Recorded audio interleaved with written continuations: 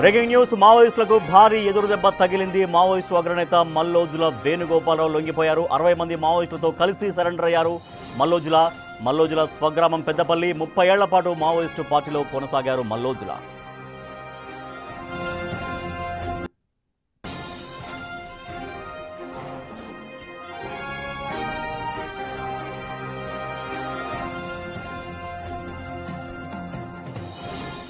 Breaking news చూస్తున్న మావోయిస్టులకు భారీ ఎదురు దెబ్బ తగిలింది. మావోయిస్టు పార్టీ అగ్రనేత మల్లోజుల వేణుగోపాలరావు లొంగిపోయారు. 60 మంది మావోయిస్టులతో కలిసి సరెండర్ అయ్యారు. ఆయన మల్లోజుల స్వగ్రామం పెద్దపల్లి. 30 ఏళ్ల పాటు ఆయన మావోయిస్టు పార్టీలో వివిధ హోదాల్లో పనిచేశారు. మావోయిస్టు పార్టీలో చాలా కీలక నేతగా, ముఖ్య నేతగా ఎదిగారు మల్లోజుల వేణుగోపాలరావు. ఆయన పోలీసులకు లొంగిపోయారు.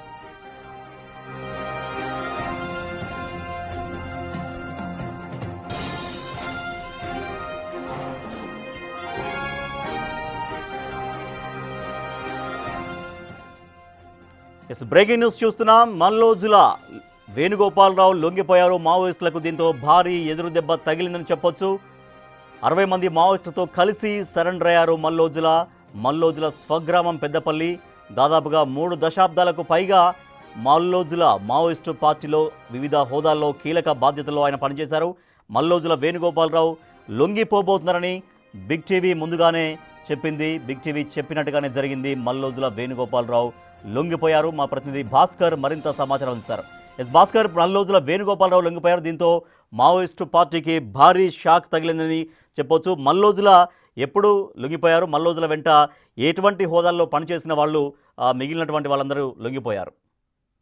ఛత్తీస్గఢ్ రాష్ట్రంలో ఒక 40 సంవత్సరాల పైచేయి సాధించుకుంటూ మరోవైపున జనతా సర్కారును నడిపించుకున్నటువంటి మావోయిస్టుల నేతలు మొత్తానికైతే మావోయిస్టుల కోటలకు బీటలు వారిందని చెప్పుకోవచ్చు. ఫలితంగా చూసుకుంటే మాత్రం అబుజ్మడ్ అడవుల్లో మొత్తానికైతే 4-5 జిల్లాల నుంచి మహారాష్ట్ర, మరోవైపు ఒడిశా, మరోవైపు తెలంగాణ, ఆంధ్ర రాష్ట్రాలకు సరిహద్దుగా కేంద్ర బిందుగా ఉన్నటువంటి అబుజ్మడ్ అడవులనే కేంద్ర కార్యకలాపాలు అంతా కీలకంగా చేసుకొని మల్లోజులు వేణుగోపాల్ ఆలియాస్ సోనుతో పాటు మరి కొంతమంది హిడ్మాతో పాటుగా చలపతిరావు వీళ్ళంతా కూడా ఆ కార్యకలాపాలు కొనసాగించారు. ఇటీవల కాలంలో అమిత్ షా, కేంద్ర హోంశాఖ మంత్రి అమిత్ షా కూడా 2026 నాడు మార్చి 26 నాటికల్లా ఈ యొక్క మావోయిస్టుల రహితంగా రాష్ట్రాన్ని తీర్చిదిద్దంటూ ఆయన ప్రకటన చేస్తున్న నేపథ్యంలోనూ ఇప్పటి వరకు కూడా అబుజ్మడ్ అడవుల్లో ఆపరేషన్ కాకార్ పేరుతోటి మావోయిస్టులు ఏరివేస్తున్నటువంటి సైనిక సిబ్బంది ఒక్కసారిగా ఇప్పటి వరకు 100ల సంఖ్యలో మావోయిస్టులు మరణం చెందారు. మరోవైపున కొన్ని 100 మంది కూడా మావోయిస్టులు అంతా కూడా పోలీసులు వివిధ జిల్లాల్లో ఛత్తీస్గఢ్, ఒరిస్సా, మరోవైపు మహారాష్ట్ర,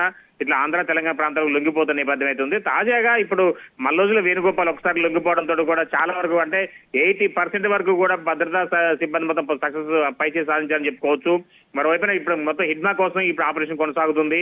హిడ్మా అసలు ఎక్కడున్నాడు, ఒకవేళ ఉంటే హిడ్మా మల్లోజులతో పాటు లొంగిపోవాల్సిన పరిస్థితి ఉండేది. కానీ ఇప్పుడు ఇటీవల కాలంలో ఈ యొక్క మావోయిస్టులకు 2 అంటే వర్గాలు విడిపోయి ఎవరికి వారే లేఖలు విడుదల చేయడంతో కూడా కొంత కలకలం రేగుతుంది. ఫలితంగా చూసుకుంటే మాత్రం ఇప్పుడు మల్లోజుల వేణుగోపాల్ ఆలియాస్ సోను అక్కడ గడ్చిరోలి పోలీసులు ఎదుట లొంగిపోవడంతో పాటు కొంతమంది 60 మంది కూడా మావోయిస్టులు లొంగిపోతున్నారు. అంతా కూడా ఏఎంసీ సభ్యుల నుంచి మొదలు పెడితే అంటే కేంద్ర కమిటీ సభ్యుల వరకు కూడా దాంట్లో ఉన్నట్టుగా తెలుస్తుంది. మరోవైపున అంటే కొన్ని రాష్ట్రాలకు ఇన్ఛార్జీలుగా ఉన్నట్టు కూడా తెలియవస్తుంది. మొత్తానికైతే ఇది అంతా కూడా అక్కడ గడ్చిరోలి పోలీసులు గోప్యంగా ఉంచారు. మొత్తానికైతే మరోవైపున ఇప్పటికే ఛత్తీస్గఢ్ రాష్ట్రంతో పాటుగా గడ్చిరోలి పరిసర ప్రాంతం అంతా అంటే ఒరిస్సా, మధ్యప్రదేశ్ ఈ ప్రాంతాలకు సంబంధించినటువంటి రాష్ట్ర పోలీసు కూడా అలర్ట్ అయిపోయిన నేపథ్యం అయితే ఉంది. ఇంకొంతమంది కూడా ఆ పరిసర ప్రాంతాల్లో అంటే వివిధ ప్రాంతాల్లో లొంగేందుకు కూడా అధికారులకు సమాచారం ఇస్తున్న నేపథ్యం అయితే ఉంది. కానీ ఆ లొంగే వాళ్ళలో కూడా ముఖ్యమైన నేతలు ఉన్నారా లేదని కూడా తెలుస్తున్న నేపథ్యం ఉంది. రాజేష్, మొత్తానికైతే ఇప్పుడు మల్లోజుల వేణుగోపాల్ ఆలియాస్ సోనుతో పాటు 60 మంది ఏఎంసీ కార్యవర్గ సభ్యులతో పాటుగా కీలకమైన నేతలు అంటే గతంలో మావోయిస్టులు ఒక మందు పాత్రలో అనేక మంది సైనిక సిబ్బంది వాళ్ళ ప్రాణాలు బలిగొన్న దాంట్లో చాలా మంది కూడా కోట్లాది రూపాయల రివార్డు ఉన్న నేతలు కూడా ఇప్పుడు లొంగిపోవడంతో కూడా ఒక్కసారిగా గడ్చిరోలి పోలీసులు పైచేయి సాధించారని చెప్పుకోవచ్చు. మరోవైపున ఆపరేషన్ కాగార్ను 80% వరకు సక్సెస్ చేస్తుందని చెప్పుకోవచ్చు.